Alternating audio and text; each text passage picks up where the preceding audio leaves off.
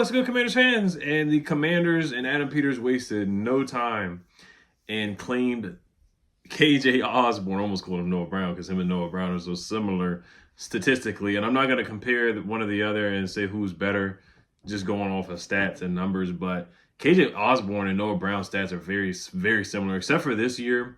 And I think the reason why his numbers did decline a little bit, I'm not going to make any excuses for KJ Osborn, who was on the Patriots, who was with the Vikings.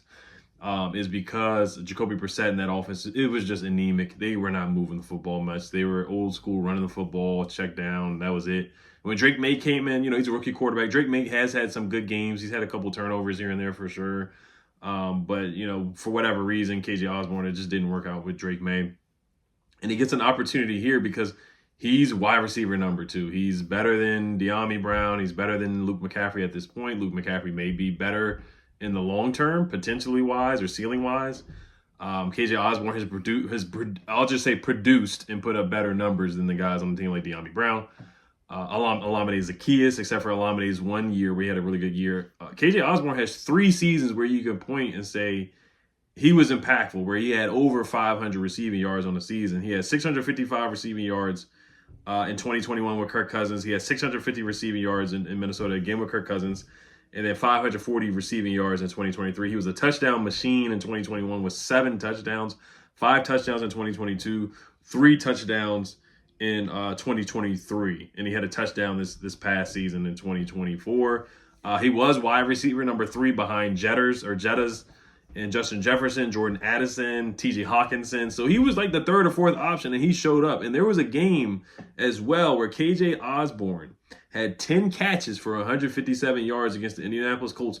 This was the 2022 season, I believe. Yes, this was December 17th, 2022. He had 10 catches for 157 yards and a touchdown. This man put up $150, 10 catches and $150 in a game. Not a lot of people in their careers can say they did that. Not a lot. There's some people who have careers where their career is 10 catches, 150 yards, or 10 catches for 100 yards throughout their whole career. And this guy, KJ Osborn, did it in 1 game. In a 39-36 overtime victory over the Indianapolis Colts. So he was balling in that game. He also had another game where he had 73 yards for 5 catches against the Lions and a touchdown.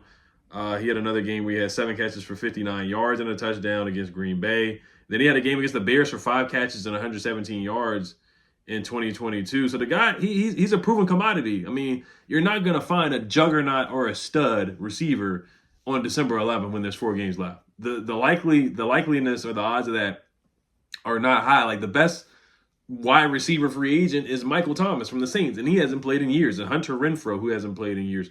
Guys like that, Robbie Chosen is a free agent, and Willie Snead, and guys like that are the free agent pickings that you have. With Noah Brown being injured for the foreseeable future and probably the rest of the season, like Dan Quinn said, he said for the foreseeable future. He said he's going to miss time.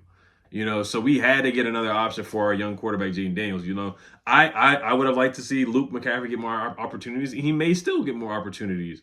De'Ami Brown still may get more snaps and opportunities. Same thing with Olamide, Jamison Crowder, whenever he comes back, if he comes back this week or next week.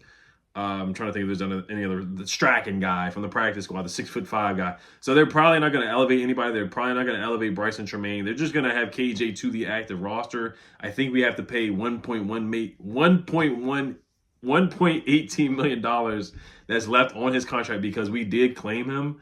I honestly believe if we did not claim him, I feel like the Ravens would have claimed him because I feel like the Ravens are done with Deontay Johnson. It might get to the point where the Ravens release Deontay Johnson before the season is over, and they probably would have claimed KJ Osborn. That's just my thoughts, or the Chiefs. So, I know some people are saying, oh, we were the 20th on the waiver wire, but still, I think this is a good, aggressive move by Adam Peters. I'm going to act like it's a crazy aggressive move because it's KJ Osborn, who's more of a wide receiver 3 in the league. But still, like, you have a guy that goes down. This is a need. A wide receiver that's produced this much in the league, at least at a wide receiver 3, wide receiver 2 threshold, or produced 7 touchdowns in the league. And him being available at this point is not very likely. So I think Adam Peters did a good job being aggressive, taking advantage of this opportunity, and bringing this guy KJ in and not playing around. Because KJ, they mutually parted ways, and he got released, on Monday or something like that? Monday or yesterday?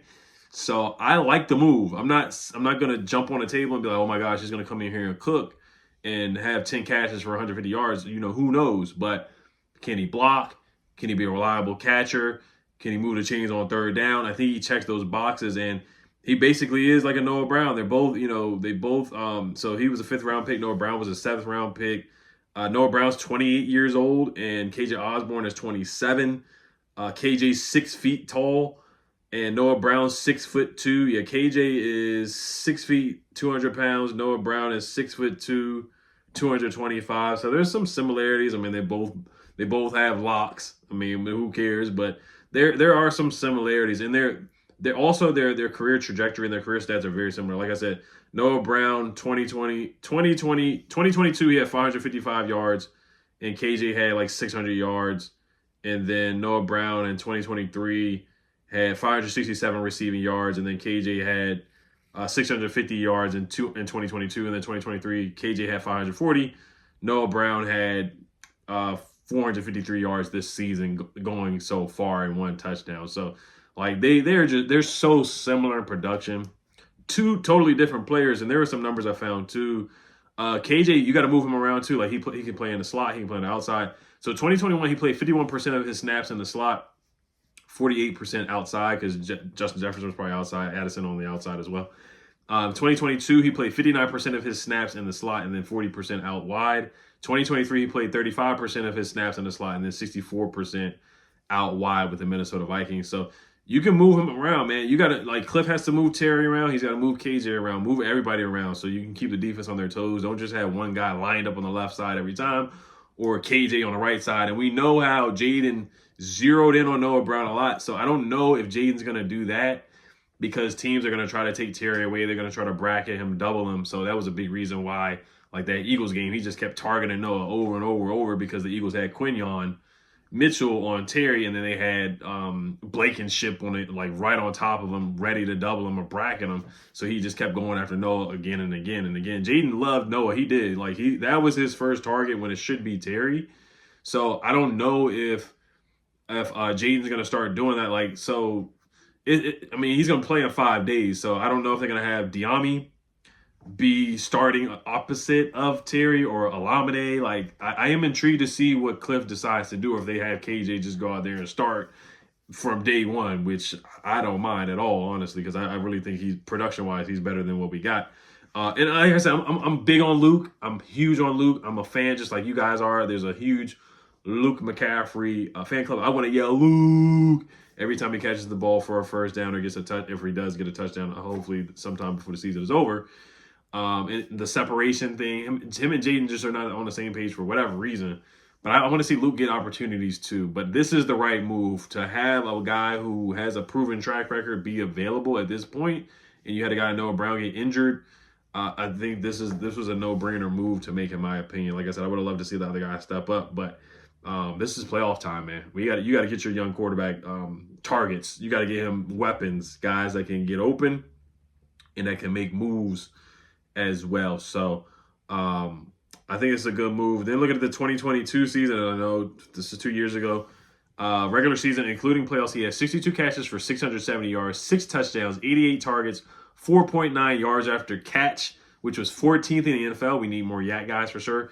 0 drops that season, 105.8 quarterback rating when thrown at, which was 20th in the NFL in the 2022 season. So those are some numbers for KJ Osborn. Also in the 2022 season, he had 147.4 passer rating when targeted in the slot.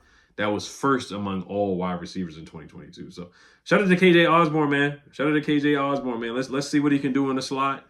You know, put Terry in the slot sometimes too. And then you got Diami, Alameda, and Luke as well. Move these guys around. Other guys got to step up too, like Zach Ertz, Ben Sinnott, get these guys involved as well. So after Terry, it's a wide receiver by committee. It's been that way the whole season. So Eckler's out, so that hurts. And Noah Brown played 56% of the snaps. He played a lot of snaps. Man. There was one game where he played more snaps than Terry. That was the Eagles game. He played more snaps than Terry McLaurin. So, yeah, I mean, I like the signing. I don't think you can really stick your nose up and be picky about, you know, Adam Peters trying to upgrade the roster on the offensive side of the ball, because next year is when you can go big game hunting after maybe a guy like T. Higgins, or in the draft, Luther Burden, guys like that. So, but I think for right now in the moment, this was a good move. This was a good move. Yeah, you look at the receiving core. Terry has 896 yards on the season. After that, Zach Ertz with 501. Noah Brown with 453. Austin Eckler with 346 receiving yards. Olamide Zaccheaus with 264.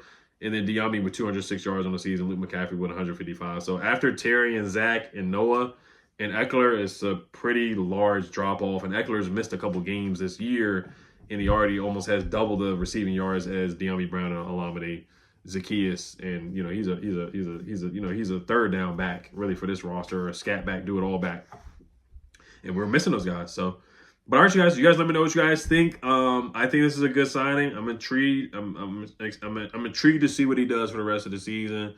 And like I said, guys like Michael Strachan will be on the practice squad, Bryson Tremaine, and we'll see what happens with Jamison Crowder coming back. So. But I think this is a good move. Other teams would have claimed him or signed him. Somebody would have picked him up for sure. So, all right, you guys. And then there were some comments, man. Somebody was like, "This is so funny." I had to basically clap back at him and comment back. He says, somebody commented on my last video talking about KJ Osborn and Noah Brown. They said KJ is trash. Plus, he's with the Jaguars. You fans are crazy and just be saying anything. And then basically 2 minutes later, I get the notification that we signed KJ Osborn. I'm like, bro, like, when did he sign with the Jaguars? What are you talking about? And then he said fans just be saying anything. And then guess what? Ed Houdini, I basically had a crystal ball and predicted them to get KJ Osborn. So, all right, you guys. And then, like I said, I was not disrespecting Noah Brown in my last video. Like, I was not disrespecting him all. He was a good receiver number 2. He will always go down in history for the Hell Jaden, or the Hell Maryland, or the Hell Noah, whatever you want to call it, Hell Mary against the Bears. Noah Brown will definitely be remembered for that, for sure. He will be remembered for that, as always. And yeah, that's it, guys. As always, yeah, somebody said the idea of signing a mid wide receiver like Osborn but not giving Luke a chance at wide receiver number 2 is crazy. Osborn would need 2 weeks to figure out the playbook. That is true.